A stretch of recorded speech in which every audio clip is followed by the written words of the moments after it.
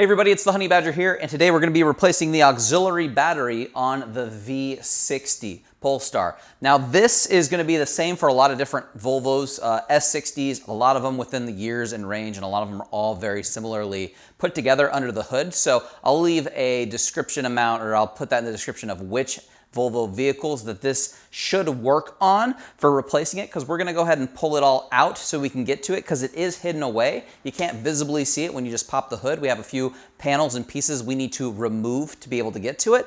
This helps control things like your start stop and your electric power steering, which this vehicle has an electric power steering rack, not your traditional old one that uses fluid. So a little bit different. So this is an important battery to have fully functional in assistance to the main battery when it's controlling all the other electronics in the vehicle and some of the ones that it's not dedicated towards, but definitely assists with big time. So you'll have problems with your start stop and your power steering if this is starting to have voltage problems. So we're gonna throw a voltage meter at it, but we're gonna go ahead and replace it because we've been having some of those issues, and I'm gonna show you exactly how to do that.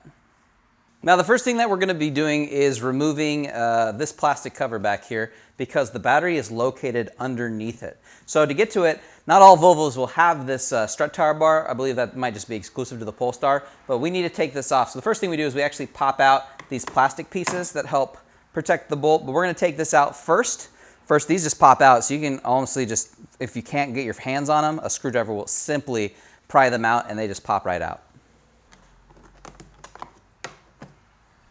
If you do have this strut bar, or you do have a Polestar with it, it's a 13mm socket.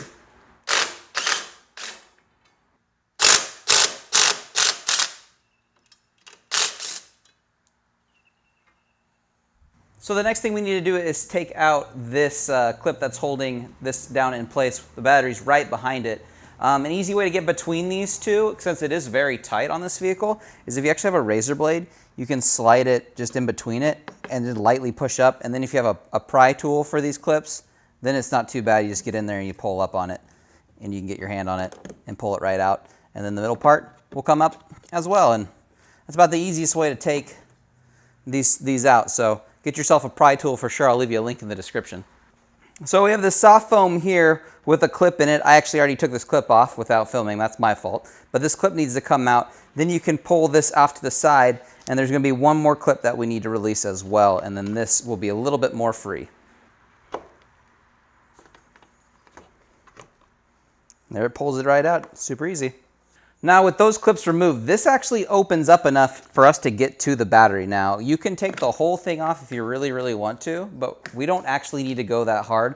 We're just gonna actually just kind of prop it up when we need to work on it, and we're gonna unbolt it and we're gonna pull the battery out, because we actually have not the world's greatest access, but we can get in here and we can get tools in here. So we're just gonna work on it like this without having to take more of the car apart. The bracket that's holding the battery down in place is a 10mm, so we'll just loosen that first. All right, that is disconnected, and it flips up and out of the way for the most part. It should pop off. There it goes. Next, we want to actually disconnect the battery. I believe those are going to be 8mm. They are 8mm, and they are not super tight, which is nice. Take that off. We'll push that out of the way, and we'll do the positive. Yeah, those are barely tight, so not too much effort to loosen those. There shouldn't be any current in this at the moment, but we're going to pull it well out of the way, and I'm going to slip a glove over it so it's just protected at the moment from nothing. And then on the side, there is the little, move that. There's this little tubing that's going to go into the side of your battery. And then you should be able to just pull it straight up. So here are the batteries outside the car. Here's the original. I'm going to guess this is the manufacturing date. This should be the original, if that 16 means 2016.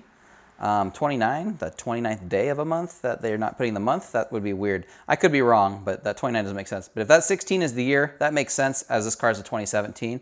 This one was giving me some fluctuating readouts on a multimeter the other day when I was able just to get the multimeter on it to check it, and then it actually seemed to make its mind up and it's reading okay right now, but I think it's fluctuating, and I think this is starting to go bad. I was getting some power steering malfunction errors, and my start-stop was not working consistently at all. So we're going to get this replaced with a new one. We should be good to go with this one from the time moving forward. The good news is it seems to be exactly the same with all of the parts, so it's a direct swap replacement. I'll leave you a link to what this battery is in the description as well. If you want to know where I get my info for working on my vehicles, it is simple. It's e-manuals online with detailed photos of what you're working on with step-by-step directions as well. It's easy to get the repair completed correctly.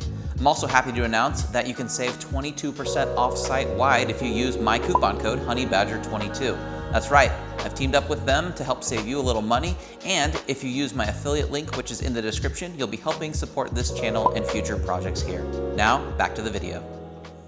All right, let's just prop this back up. We'll move that out of the way so we don't bump it, and let's drop this one into the spot.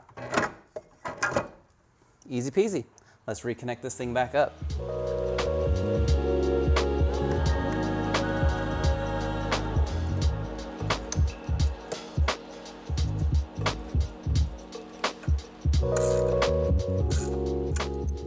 And there we go. Back in and installed. Let's button this all back up.